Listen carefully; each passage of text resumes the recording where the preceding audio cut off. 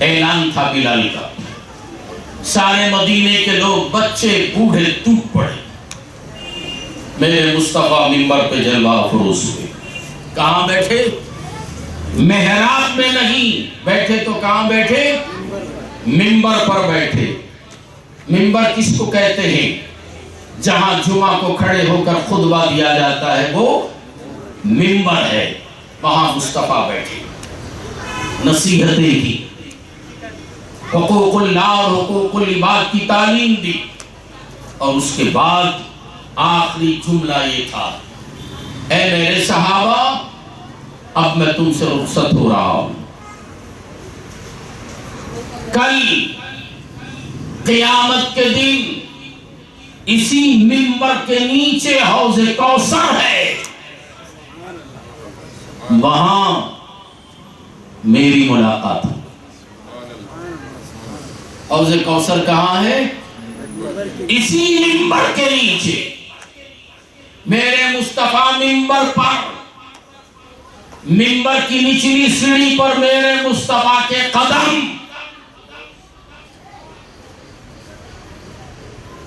قدم کہاں ہے؟ منبر کی نچلی سیڑھی پر۔ میرے آقا کیا فرما رہے ہیں؟ اسی منبر کے نیچے حوض کوثر ہے، آب زمزم اسماعیل کے قدموں سے نکلا، اور اگر میرا حسین چاہتا تو کربلا میں میرے حسین کی ٹھوکر سے پانی کے فوارے جاری ہو جاتے۔ ابراہیم کے لیے امتحان نہیں تھا، حسین کے لیے امتحان تھا۔ امتحان میں کاپی کرنا ایک بہترین طالب علم کا شیوا نہیں،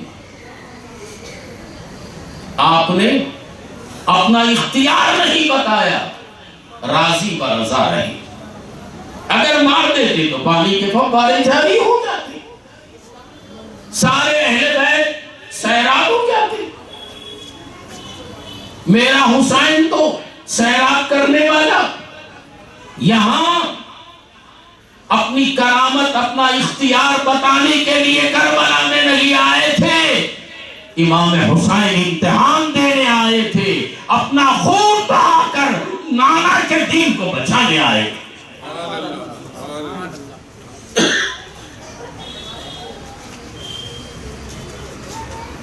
اسماعیل کے قدموں کی برکت سے کیا نکلا؟ زمزم۔ وہ بھی دنیا میں پھیل جاتا، مگر نام رکھ دیا زمزم، ٹھہر جا ٹھہر جا، پھیلنے کی ضرورت نہیں، یہی رہ جا۔ اور میرے مصطفیٰ کیا فرما رہے ہیں؟ اسی منبر کے نیچے حوض کوثر ہے، وہاں ملاقات ہوگی۔ تو حوض کوثر میدان محشر میں سارے کے سارے نفسی نفسی کے عالم میں ہوں گے۔ جب پل صراط کا راستہ طے کر کے آئیں گے، پل صراط کے راستے کے بعد حسن و حسین وہاں کھڑے ہوں گے اور عرض کریں گے، جاؤ جاؤ، پل صراط کا راستہ تو تم نے طے کر لیا، میرے نانا کے ہاتھوں سے جام کوثر پی لو اور جنت میں داخل ہو جاؤ۔ اور جنت کی ٹکٹ دینے والے علی، جب علی ٹکٹ دیں گے تو پل صراط سے گزریں گے، یہاں علی کو مشکل کشا کہو تو یہ لوگ مشکل میں پڑ جاتے ہیں۔ اے مشکل میں پڑنے والوں، ذرا میرے مشکل کشا کا اختیار دیکھو، جب تک میرے علی ٹکٹ نہیں دیں گے تم پل صراط سے نہیں گزر سکتے۔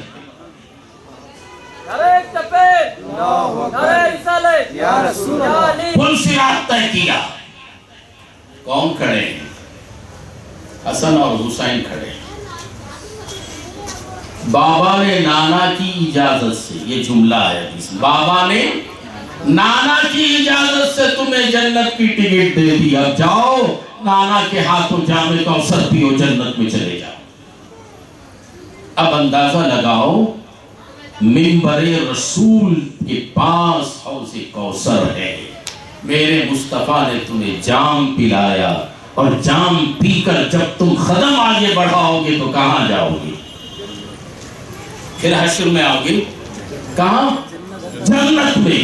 تو اسی لیے میرے مصطفیٰ نے فرمایا ما بین بیتی و منبری روضۃ من ریاض الجنہ، میرے گھر اور میرے منبر کے درمیان میں جو ٹکڑا ہے وہ جنت کا باغ ہے، اس میں جو بھی ہے وہ شاعر اللہ ہے۔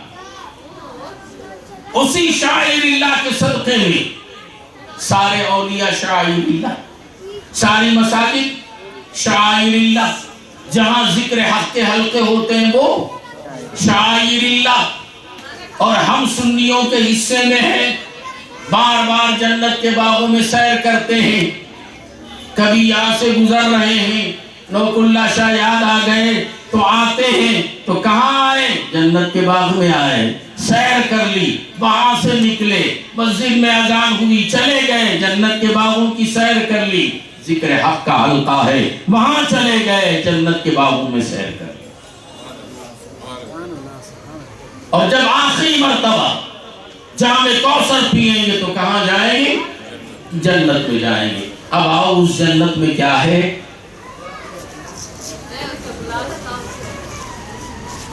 ختم کروں بولو، درود پاک پڑھے، اللہم صلی علی سیدنا محمد وعلی آل سیدنا محمد وعلی وسلم۔ جب آپ جنت میں داخل ہوں گے، جو مدینہ جا چکے ہیں ان کی نگاہوں میں ریاض الجنہ ہے نا، جیسے ہی منبر سے اندر داخل ہوں گے آپ کو ایک ستون ملے گا، اس ستون کا نام ہے ستون حنانہ۔ کیا نام ہے؟ ستون حنانہ۔ جب حضور رحمت عالم صلی اللہ علیہ وسلم ابتدا میں واعظ و نصیحت فرماتے یا جمعہ کا خطبہ دیتے تو منبر نہیں تھا۔ کیا نہیں تھا؟ منبر نہیں تھا، ایک کھجور کا تنا تھا، ایک لکڑی، اس سے ٹیک لگا کر خطبہ فرماتے، واعظ و نصیحت کرتے۔ ایک عاشق اس نے عرض کیا یا رسول اللہ، میرے ماں باپ آپ پہ قربان ہو جائیں، اگر آپ کا حکم ہو تو میں آپ کے لیے منبر بنا دوں۔ کیا بنا دوں؟ منبر بنا دوں۔ میرے آقا نے مسکرایا، منبر بنایا، لا کے رکھ دیا۔ جمعہ کا دن آیا، جمعہ کا خطبہ ارشاد فرمانے کے لیے جب رسول اللہ صلی اللہ علیہ وسلم منبر پر جلوہ افروز ہوئے اور خطبہ ارشاد فرمانے لگے تو مسجد نبوی میں رونے کی آواز آئی، گریہ و بکا کی آواز آنے لگی۔ اور اس حدیث کو حضرت جلال الدین رومی رحمت اللہ علیہ نے بڑے حسین انداز میں مثنوی شریف میں ارشاد فرمایا۔ وہ ستون کیسا رو رہا تھا؟ جلال الدین رومی فرماتے ہیں استون حناناز ہجر رسول،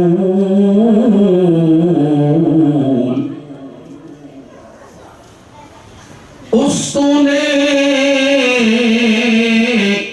حناناز ہجر رسول،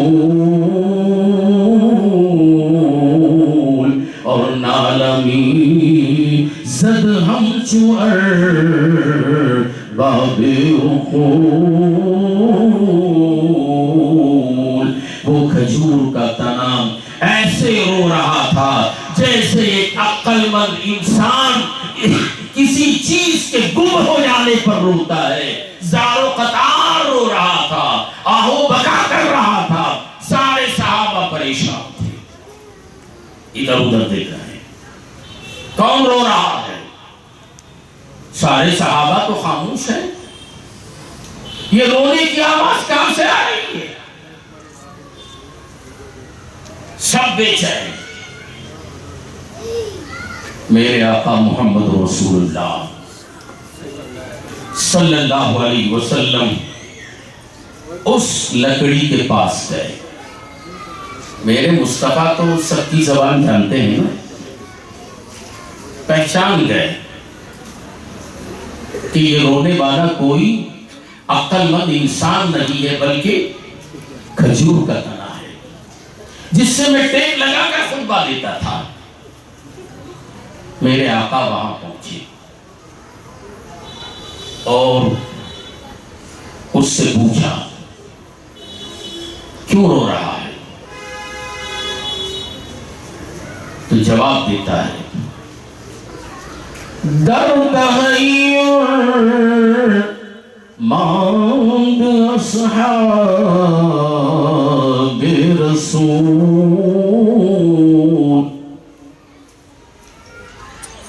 کشمی نالد ستون باز طول. یا رسول اللہ، آپ مجھ سے ٹیک لگا کر خطبہ دیتے تھے، مجھے آپ کی صحبت اور رفاقت حاصل تھی، مجھے بڑا سکون آتا تھا. اب آپ نے مجھے چھوڑ دیا، منبر کو پسند فرما لیا، اس لیے میرا دل خون ہو رہا ہے. میں آپ کی جدائی برداشت نہیں کر سکتا. اللہ کے محبوب صلی اللہ علیہ وسلم نے اس سے مخاطب ہو کے کہا اے ستون، تو کیا چاہتا ہے؟ یا رسول اللہ، میں یہ چاہتا ہوں کہ آپ کی رفاقت میں رہوں. آقا نے کہا اب تو منبر آ گیا ہے،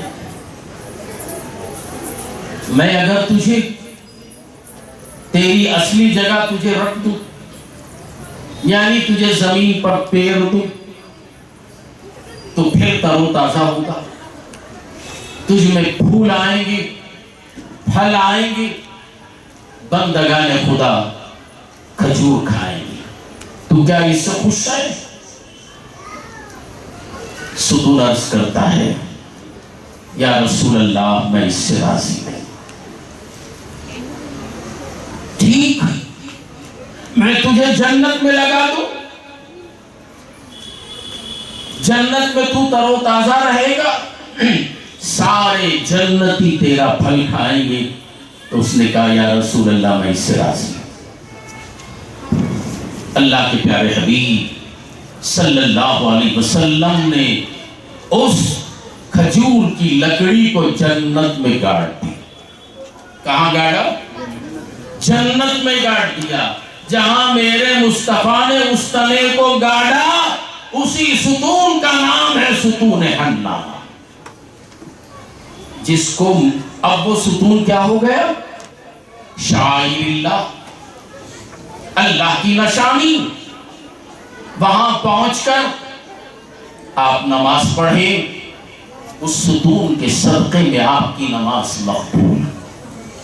دعا مانگیں، جو دعا مانگیں گے، اور دعا مانگو تو لفظی نہیں. عادت ہے لوگوں کو دعا مانگنے، کہاں کھڑتی ہاتھ اٹھا دیتے، یا اللہ میرے گناہوں کو معاف فرما، بے شمار دولت دے، دنیا میں بھی آخرت میں بھی، تاج محل کے جیسا گھر دے. دل سے نہیں. کہاں سے بول رہے ہیں؟ عادت کے طور پر. گناہوں کی معافی بھی اگر مانگتے ہیں تو عادت. دل سے اگر مانگو تو مولا عطا کرتا ہے. کعبے کے غلاف کو پکڑ کر ایک شخص نابینا دعا کر رہا تھا، اے اللہ مجھے آنکھیں دے دے، اے اللہ مجھے آنکھیں دے دے. حجاج بن یوسف بہت بڑا ظالم کعبے کا طواف کر رہا تھا. ایک چکر لگایا، وہی دعا مانگ رہا ہے، کعبے کا قلعہ پڑ گیا، اللہ مجھے آنکھیں دے دی۔ دوسرا چکر لگایا وہی دعا، تیسرا چکر لگایا وہی دعا، مگر آنکھیں نہیں آ رہی۔ کہاں دعا مانگ رہا ہے؟ کعبے کا قلعہ پکڑ کر، دعا قبول نہیں ہو رہی ہے۔ اب حجاج ابن یوسف آیا قریب، اے اندھے، 3 چکر میرے ہوئے، چوتھے چکر میں اگر تیری آنکھیں نہیں آئیں تو میں تجھے قتل کر دیتا ہوں۔ کیا کرتا ہوں؟ قتل کر دیتا ہوں۔ اب گڑ گڑا کے دعا مانگ رہا ہے، دل کی گہرائیوں سے دعا مانگ، کیوں؟ موت کا ڈر آ گیا۔ اب زبانی دعا نہیں مانگ رہا ہے، دل سے مانگ رہا ہے، مولا اگر تو آنکھیں نہیں دیا تو یہ مجھے قتل کر دے گا، پروردگارہ مجھے موت کا بڑا ڈر ہے، مولا اس کے ظلم سے بچنے کے لیے مجھے آنکھیں عطا کر دے۔ ابھی وہ چوتھا چکر اس کا پورا نہیں ہوا تھا، پروردگار عالم نے آنکھیں دی۔ کیوں؟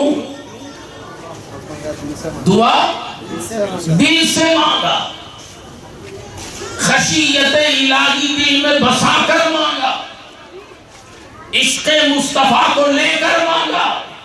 آج بھی ہم دعا مانگے خدا کو ڈرتے ہوئے، خدا کا خوف کرتے ہوئے، ورنہ چیخو چلاؤ بمبڑیاں مارو، تمہاری دعا سننے والا ہے۔ کیوں؟ یہاں سے آ رہی ہے، اندر سے نہیں، اندر سے مانگو۔ اللہ تعالیٰ کا حکم بھی ہے قرآن میں، ادعوا ربکم تضرعا وخفیا، مانگو کس سے؟ اللہ سے۔